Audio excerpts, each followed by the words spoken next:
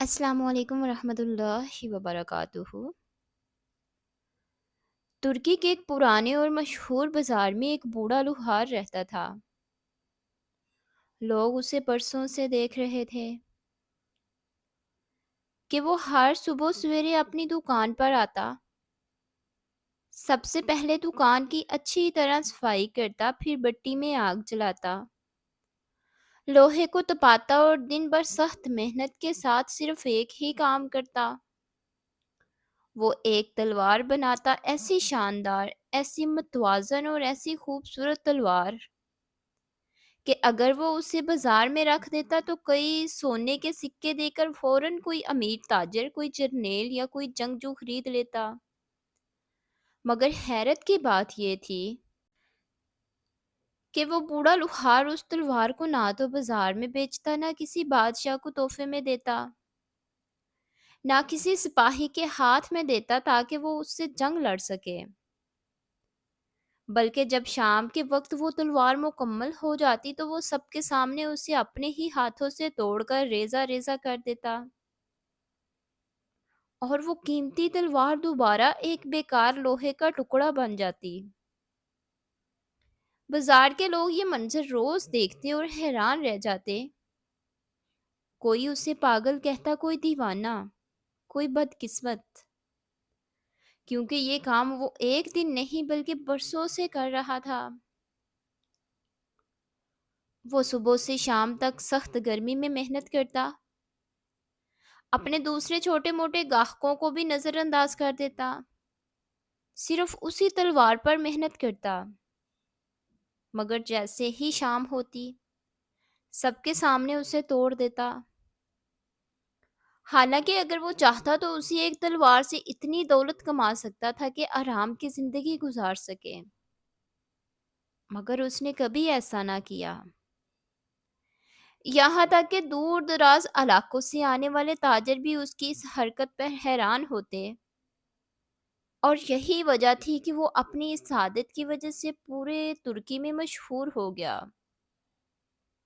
لوگ اسے تلوار توڑنے والا لوہار کے نام سے جاننے لگے، مگر حقیقت یہ تھی کہ نہ اسے شہرت کا شوق تھا اور نہ دولت کی ہوس۔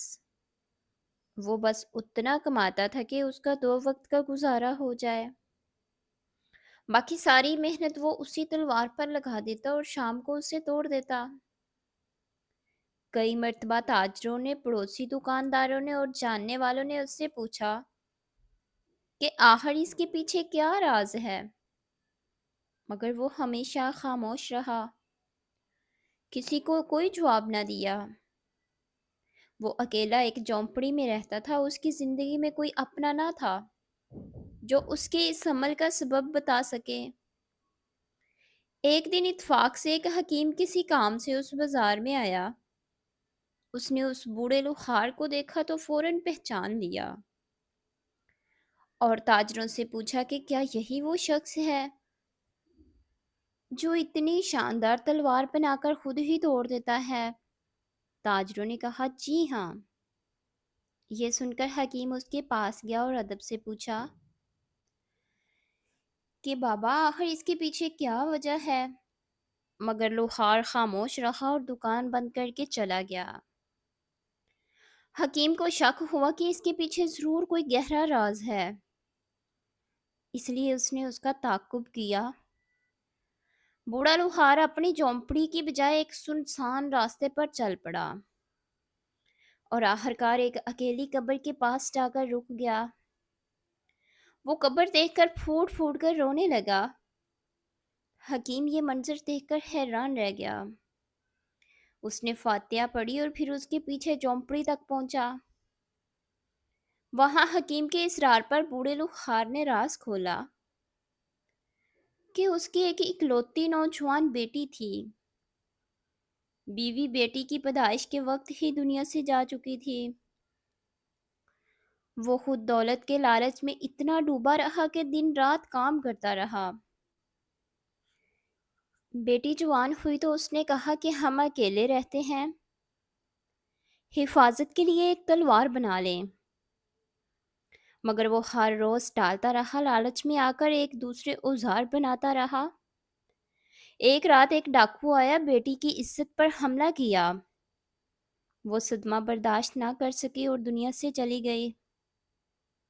اس دن اسے احساس ہوا کہ اگر تلوار وقت پر بنا لیتا تو آج اس کی بیٹی زندہ ہوتی۔ اسی پچھتاوے میں وہ ہر روز تلوار بناتا ہے اور توڑ دیتا ہے، تاکہ خود کو یاد دلاتا رہے کہ جو چیز وقت پر کام نہ آئے، چاہے وہ سونے کی ہو یا ہیرے کی، اس کا کوئی فائدہ نہیں۔ یہ سن کر حکیم کی آنکھیں بھر آئی اور اس نے کہا کہ بعض غلطیوں کا دکھ انسان ساری زندگی بھر نہیں بھلا پاتا۔ مزید اچھی ویڈیوز کے لیے میرے چینل کو لائک، سبسکرائب اور شیئر کریں۔ شکریہ۔